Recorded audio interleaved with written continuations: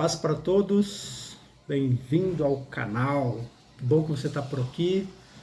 Vamos mais uma vez aprender um texto maravilhoso do livro de Marcos, que se encontra no capítulo 7, a partir do versículo 24, que diz assim: levantando-se dali, foi para os termos de Tiro e Sidom, e entrando numa casa, não queria que alguém o soubesse, mas não pôde se esconder. Então, você vê que aqui ele está dando sequência a uma narrativa que já está acontecendo já há algum tempo, que é sobre a multiplicação do pães e dos peixes, né? Aqui é a sequência.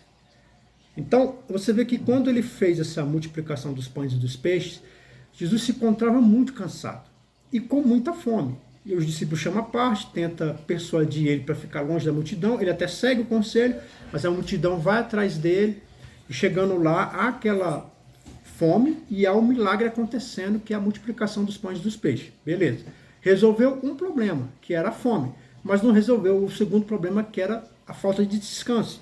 Você que tem estado aqui no canal, tem acompanhado aqui essas breves ministrações, você tem visto que Jesus ele tem feito muitos milagres. Ele tem sido muito solicitado, as pessoas têm procurado ouvir, ele tem ensinado muitas vezes, mas com pouco tempo para descansar. Jesus não tem quase tempo para descansar aqui. E aí a palavra de Deus diz que ele tem uma ideia, né? Uma vez que ele está tão cansado, ele precisava descansar, ele resolve agora ir para o lado de Tiro e Sidom. Tiro e Sidom, são as regiões gentílicas. Os gentios, aqui na Bíblia, são todos aqueles que não são judeus. Na verdade, era uma forma pejorativa do judeu se referir àqueles que não eram judeus. Então, havia aqui uma forma preconceituosa de se enxergar as pessoas que não participavam da religião que são judeus. Então, eles tinham essa visão e eles não tinham o menor contato com os gentios, eles evitavam os gentios. Então, Jesus falou assim, bem, se eu for para lá eu vou poder descansar, porque com certeza a multidão não vai, porque qualquer lugar que Jesus fosse, a multidão ia atrás dele. Então, Jesus ele vai, o plano dele é esse, poder descansar, ele chega numa casa e pede abrigo. A pessoa abre as portas para Jesus, só que logo ela sabe quem é Jesus, porque Jesus já estava muito famoso aqui, porque os milagres, os prodígios e as maravilhas já eram muito divulgados, então as pessoas sabiam quem era Jesus. E uma vez que ele entrou nessa casa, provavelmente as pessoas não seguraram a boca, né? Um contou para o tio, contou para o irmão, de repente está todo mundo sabendo. E entrando numa casa, não queria que alguém o soubesse, ele não queria que ninguém soubesse, porque ele queria descansar. Mas não pôde se esconder, porque uma mulher cuja filha tinha um espírito imundo, ouvindo falar dele, foi e lançou-se aos seus pés. Então, aqui, Marcos traz uma informação. Quando ele foi para lá, a notícia se espalhou. Uma mulher vem até Jesus e implora que Jesus venha curar sua filha que está endemoniada. E aqui traz essa revelação aqui que é surpreendente. Uma criança estando endemoniada. Você que, graças a Deus, está fazendo parte aqui do canal, você está vendo algumas ministrações aqui, você deve ter visto uma das quais eu postei aqui falando sobre possessão. Existem dois tipos de possessão. Aquela que, quando o demônio vem e aposta de uma pessoa ao ponto de ela ficar mais forte, ela mudar a voz, às vezes muda a fisionomia, o cheiro muda, a pessoa fica fedendo, e tantas outras coisas vão acontecendo, né? Com alguns com mais, outros com menos. Mas há essas modificações no corpo, a pessoa fala diferente, né? E essa é uma possessão. E tem um segundo nível de possessão que não acontece nada no corpo, mas a pessoa está tão possessa quanto. Na verdade, no meu entendimento, é até pior. O que a Bíblia revela, por exemplo, o caso de Judas. Judas, ele estava possesso, ele não ficou mais forte, ele não ficou fedendo, simplesmente ele entregou Jesus e estava raciocinando normalmente. Eu entendo também que uma pessoa, quando vai matar a outra, ela só pode estar possessa. Mas vai conversar com o assassino, ele está normal, tranquilo, raciocina, não tem nada, não está acontecendo nada com ele. Corporalmente, mas espiritualmente está. Então, existem esses dois níveis de possessão. Tanto esse que modifica o corpo, traz transformação no corpo, como esse que simplesmente a pessoa está conversando com você normalmente, mas ela está completamente possessa. E esse é o mais perigoso, que não dá para ser reconhecido. E aqui essa criança estava endemoniada. E eu acho que aqui esse texto ele nos dá esse entendimento, que vale a pena você não se esquecer dos seus filhos. Não se esqueça dos seus filhos, porque o diabo não se esquece deles. Aí você fala assim, nossa, mas essa frase que você falou não tem muito conexo, né? Como é que uma mãe e um pai vai se esquecer de uma criança? A Bíblia relata que Maria esqueceu de Jesus. E num momento que era impróprio, né? Estava dentro de uma festa. Uma festa ninguém se esquece de ninguém. Porém, a mãe esqueceu Jesus lá. E também o fato dela, Maria, a própria Maria ter se esquecido dele, né? Então, a mãe esquecer de um filho, ninguém, né? E é sempre assim. A gente nunca percebe quando o filho está na base do esquecimento. Às vezes você está num grande relacionamento aí e as pessoas às vezes colocam os filhos de lado, eles são esquecidos. Estão lá vivendo, você está vendo, está alimentando, mas eles estão sendo esquecidos. Às vezes você está tão preocupado com a sua formação, com o emprego seu, com as suas ambições, que você se esquece dos seus filhos. Então, você não deve fazer jamais isso. Nunca se esqueça dos seus filhos, né? Se lembra dele hoje. Fale com ele, converse com ele. A criança, ela sente as coisas. Ela não consegue expressar as coisas. Ela não consegue expressar quando ela está sendo deixada de lado. Mas ela sente isso profundamente. E esse texto aqui nos leva a entender isso. Nunca se esqueça dos seus filhos. Tem até uma passagem que Jesus fala: aquele que recebe essa criança, recebe a mim. Então, Jesus ele deixa claro que quando você está recebendo uma criança, você está recebendo ele. Imagine aí, tem todo tipo de criança, né? Tem criança que é um doce, um amorzinho, né? Tem crianças que são uma fofurinha, que você quer abraçar, beijar, que você quer proteger toda hora. Mas tem crianças que são mais imperativas, são mais complicadas, tem criança que chora demais, tem criança que é muito sentimental, tem crianças difíceis de se lidar. Mas Jesus deixou claro que se você receber essa criança, está recebendo a ele. A pergunta é, o que você faria com Jesus? Como é que você trataria Jesus? Se Jesus fosse morar aí na tua casa, como é que você trataria ele? Pois bem, se há uma criança aí perto de você, é como se o próprio Jesus estivesse aí. Recebe essa criança como se você recebesse Jesus. Trata ela como você trataria Jesus. Eu tenho certeza que você vai ter uma grande recompensa. É um privilégio que Deus nos dá, crianças perto de nós, seja elas qual forem, as doces ou as mais complicadas. Tenha paciência, tenha calma, trate bem as criancinhas. E você vai ter um grande tesouro para receber, tanto aqui na terra como lá no céu.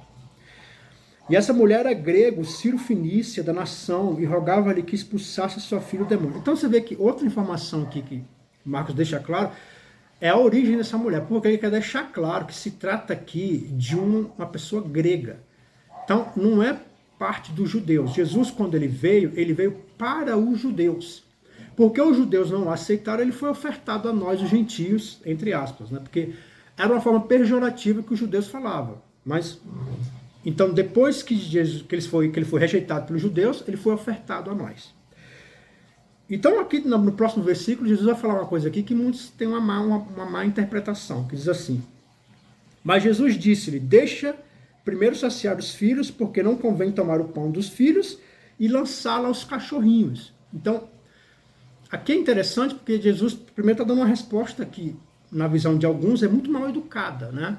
Porque Jesus está chamando essa mulher de cadela, no versículo que ele está comparando ela com um cachorro. Só que é uma má interpretação porque não se trata aqui de um xingamento. Jesus não está xingando aquela mulher. Ele nem está sendo mal educado com ela. Como eu acabei de falar, Jesus ele veio primeiro para os judeus e depois para os gentios. Então Jesus está explicando isso para ela. Ou talvez lembrando ela. Por que eu estou dizendo que ela está lembrando ela? Porque ela vivia numa região que tinha muitos judeus. E assim, vamos supor que pessoas que não são cristãs, elas sabem como é que é a dinâmica do cristão, sabem que nós adoramos Jesus, sabem que nós pedimos perdão para Jesus. A pessoa, mesmo não sendo cristã, ela sabe a dinâmica do cristianismo. Ela também, não sendo judia, mas ela com certeza sabia mais ou menos a prática dos judeus. E Jesus traz essa lembrança para ela, que Jesus não veio primeiro que Jesus não veio para as outras pessoas, a não ser primeiramente para os judeus, como está nas promessas dos profetas. Então, Jesus veio para os judeus, e Jesus está lembrando ela aqui. E tanto que reforça essa minha ideia, de que de fato não se trata aqui de um xingamento, mas de uma explicação, é que Jesus usa o termo cachorrinho, ele não usa cachorro. Quando você vai xingar alguém, você usa a palavra ou você usa o aumentativo, nunca o diminutivo. Ninguém se sente xingado com um diminutivo.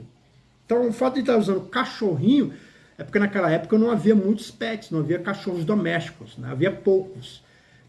com o passar do tempo que foi aumentando. Hoje, para você ter ideia, nas casas, segundo algumas pesquisas, né, nas casas tem mais cachorro do que criança, né, na comunidade em geral. Então, mas cachorrinho sempre trouxe ternura e fofura, né? Quando você vê um cachorrinho, quando você vê, por exemplo, um leãozinho, um ursinho, todos os animais pequenininhos, eles trazem ternura e fofura.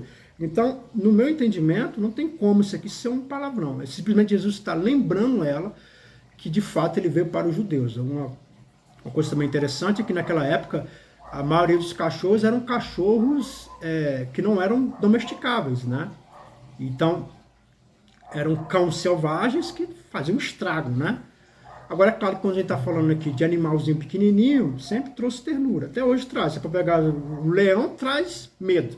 Mas se você vê um leãozinho, você se aproxima, você toca, né? Porque não há perigo algum nos filhotinhos. Então, acho que é o suficiente para entendermos que, de fato, não se trata aqui de um xingamento, mas sim de uma explicação da missão de Cristo. Ela, porém, respondeu e disse-lhe: Senhor, mas também os cachorrinhos comem debaixo da mesa das migalhas dos filhos. Então, Jesus trouxe essa argumentação que não é possível ele fazer algo por ela, porque ele não veio para ela. Mas aí ela diz, olha, essa sua resposta me serve também. Ela me serve também, porque os cachorrinhos comem das migalhas que caem dos filhos. Nós sabemos, né, quem tem filho aí sabe que a criança, quando ela está comendo, ela espalha comida por tudo quanto é lado, né? Então, o pai e a mãe têm esse ponto de trazer essa educação na hora dela comer, né? Até quando ela se torna já adolescente, ela já come direitinho.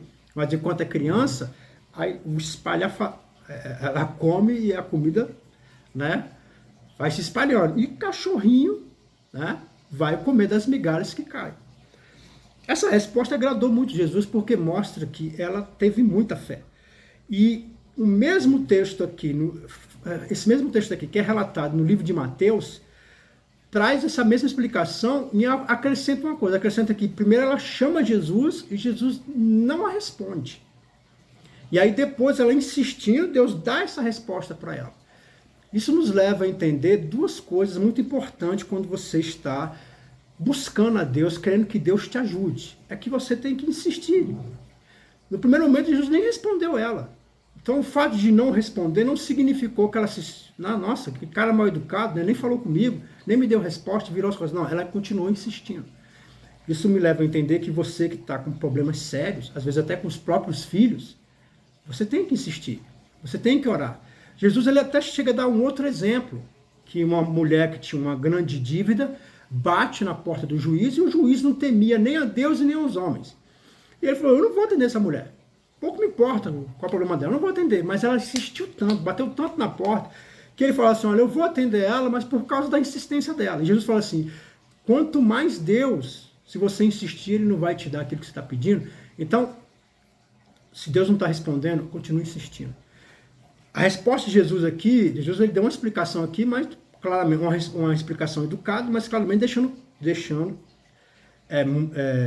bem exposto que ele não iria ajudá-la. Eu não estou disposto a te ajudar, porque primeiro eu vim foi para os judeus. Depois que eu terminar com os judeus, aí quem sabe, né? Eu posso te ajudar. Daqui a um tempo eu posso te ajudar. Mas nesse exato momento eu não quero te ajudar. Eu vou ajudar os judeus, porque foi para eles que eu vim. Ela não satisfeita com essa resposta, ela falou, olha, mas esse exemplo que você me deu é ótimo, porque eu posso pegar uma migalha, você pode me dar uma pequena ajuda. Jesus amou aquela mulher, Jesus amou essa resposta, porque mostrou uma grande fé. Fé eu tenho quando eu insisto, fé eu tenho quando não há resposta, fé é quando eu continuo buscando a Deus, mas muitas vezes Deus dizendo não, mesmo assim eu busco, clamo, e Deus vai dar algum tipo de solução. Isso agradou Jesus. Então lhe disse, por essa palavra vai o demônio, e já saiu da sua filha. Então, porque, irmão, eu tenho certeza que aquela mulher estava com... Ela podia ter vários problemas, mas quantos problemas é o filho, aí realmente é algo muito intenso. É como eu dei um exemplo aqui, você ganha na Mega Sena, é uma maravilha, mas se você ganha na Mega Sena e você perde um filho que você ama, aquele dinheiro todo perdeu todo o sabor. Tem gente que até é rico, é bem situação, perde a mulher, perde os filhos e de repente ele entra em derrota porque aquilo mexeu demais dentro dele. A gente às vezes acha que essas coisas por fora mexem com a gente, carro, casa, essas coisas mexem. mas elas não mexem tão profundamente quanto laços de amor. E aqui essa mulher estava com a filha endemoniada, e ela estava com um problemaço, e Jesus resolveu o problema dela. Esse texto, Marcos deixa aqui na palavra, justamente para nos dar essa direção. Às vezes você está aqui num desespero, com um problemaço, com tanta dificuldade, e esse texto aqui é claro que se você clamar a Jesus, haverá algum tipo de solução. Talvez não a que você goste, talvez a que seja necessária, mas que haverá uma solução, haverá. Vale a pena você vir até Jesus, insistir com Jesus, ainda que pareça que isso que não está tendo proveito nenhum, porque algumas pessoas elas insistem até um certo ponto. Uma vez que, sabe, já orei demais, falei demais, não aconteceu nada, perdem logo a fé. Jesus aqui, ele amou aquela mulher, ele se sentiu atraído a fazer um milagre para aquela mulher por causa da fé que ela manifestou. A fé que ela manifestou foi dentro de uma insistência, dentro de uma dificuldade, continuando, buscando, até receber de Deus uma resposta. Eu creio que essa é a lição que essa passagem deixa para mim e para você. Nós temos que insistir até obter a resposta. Hoje é dia de orar a Deus. Amanhã é dia de orar a Deus. Não deu certo, as coisas não aconteceram, vamos orar até Deus dar a resposta. Esse é o meu convite que eu faço para você. Hoje, vamos orar a Deus para que Ele venha dar a resposta. E o final diz, indo ela para sua casa, achou a filha deitada sobre a cama, e que o demônio já tinha saído. Então a criança estava lá deitada, tranquila. E eu acredito que esse é o final. A tranquilidade, o descanso. É isso que Deus tem para você. É isso que Deus tem para a tua vida. E eu creio que é um bom momento, é uma boa hora de você, quando desligar esse vídeo aqui, fazer uma oração para Deus vir te socorrer. Eu tenho certeza que Ele vai te socorrer. Amém? Fica na paz e na graça, logo mais estarei aqui para a gente continuar discernindo e entendendo textos da palavra de Deus que são riquíssimos. Amém? Fica na paz e na graça. Que Deus te abençoe sempre.